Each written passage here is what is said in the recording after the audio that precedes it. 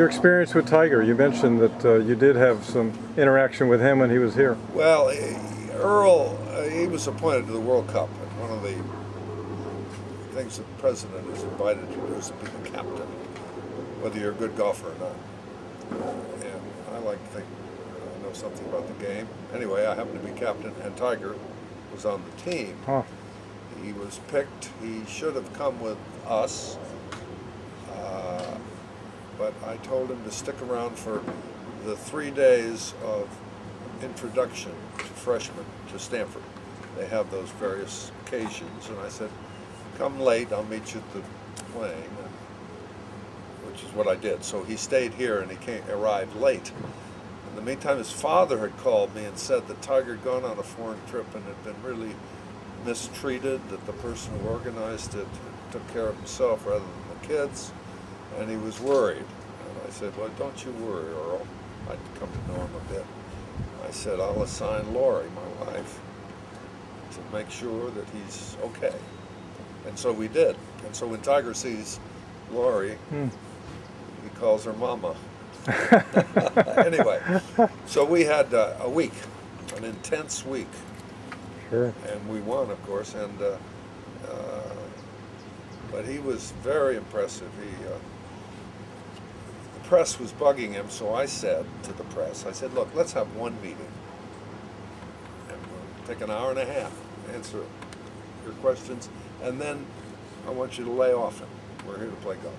Is that agreeable? People from all over the world, big turnout, 50 members of the press, and so we did, and so I kind of emceed it for a moment, and I said, and then somebody started asking a question which I felt was, have you contemplated the death of your father? Have you contemplated losing, psychological? And I said, you know, I stepped forward and said, you know, it seems to me there's a limit with a 17-year-old man. And Tiger interrupted me and said, never mind, Coach, I'll take him. So he answered these rather personal questions. And to this moment, I've been impressed with Tiger's abilities. He's a quite remarkable, very attractive and very strong guy. Does anything stand out about his golf during that Walker Cup?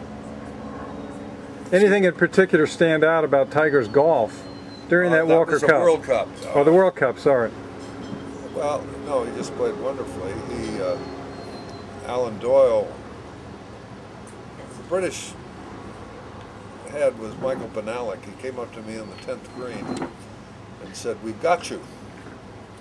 And at that point, 10th green, last day, 4 rounds, we were 10 strokes behind. Alan Doyle shoots 30, Tiger shoots 32, and Frank Harris shoots 33. We win by 12. So yes. That's good coaching. Of course, I took all the credit. But he was very, very well received, and we had a meeting beforehand, and I said, you know, we're going to win, but you never can tell. But one thing we are going to win, we're going to be the finest diplomats to ever play in this golf tournament. I want every single player to be able to go home and say, I met Tiger Woods, I met Alan Doyle, and they were nice people. And they won that one going away. So I feel good about that. Very nice. And I did tell Tiger once coaches could coach. And I went up to him on the 8th green at this course and said, just want you to know, Alan Doyle had the same putt. About 25-footer uphill. And it didn't look uphill. And I just want you to know that he came up 6 feet short. And I don't know what you're going to do with that information, you know, but it looked to me that Alan thought he'd hit the putt right. He wasn't, you know, he didn't do those motions that we do when we get it on the toe or do something. And he said, thanks. He knocked it in. Good coaching.